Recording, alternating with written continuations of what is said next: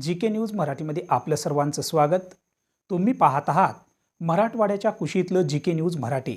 आता घेऊ विविध क्षेत्रातील राजकीय, सामाजिक, आर्थिक, कृषी आणि क्रीडा व तसेच शैक्षणिक विषयी घडामोडींचा आढावा। चला तर वळूया पुढील बातमीकडे। किनवट येथील जागतिक धम्म परिषदेनिमित्त किनवटकडे जात असताना गोल्डन मॅन म्हणून ओळखले जाणारे रोहित पिसाळ यांनी इस्लापूर येथे थांबत लिंबुनी बुद्ध विहाराला भेट दिली। यावेळी बौद्ध महिला अनुयायांनी पारंपरिक लेझिम नृत्य सादर करत त्यांचे उत्स्फूर्त व भव्य स्वागत केले। लिंबुनी बुद्ध विहार परिसरात मोठ्या संख्येने बौद्ध बांधव, महिला व युवक उपस्थित होते। रोहित पिसाळ यांनी बुद्ध व डॉक्टर बाबासाहेब आंबेडकरांच्या प्रतिमेस पुष्प अर्पण करून अभिवादन केले। यावेळी उपस्थितांशी संवाद साधताना रोहित पिसाळ म्हणाले, भगवान बुद्धांनी दिलेला करुणा, मैत्री आणि समतेचा संदेश आजही तितकाच महत्त्वाचा आहे। शिक्षण, संघटन आणि संघर्ष या मार्गानेच समाज प्रगती करू शकतो। युवकांनी व्यसनमुक्त राहून शिक्षणाला प्राधान्य द्यावे आणि समाजकार्याच्या माध्यमातून परिवर्तन घडवावे।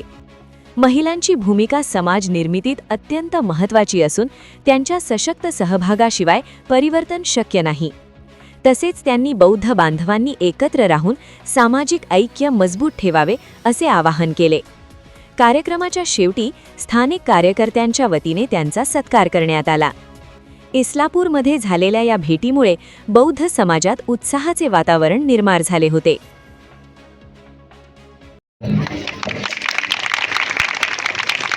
माझं नाव रोहित पिसाळ सगळ्यांना माहीतच असेल आणि माथ्याला माईची सगळी महागडी साडी जगतून बनवलेली आहे।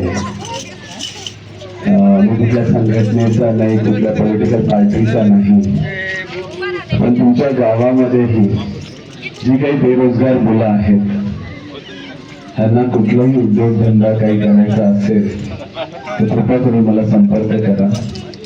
मी जेवढं मला जमेल मी तुमच्या गावासाठी करेन नक्कीच।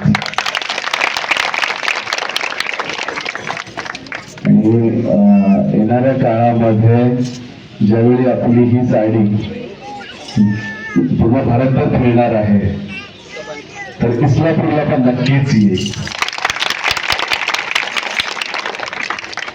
धन्यवाद। तुम्ही पाहत आहात महाराष्ट्राच्या कुशीतलं जी के न्यूज मराठी। साथ जनतेची, भूमी महाराष्ट्राची।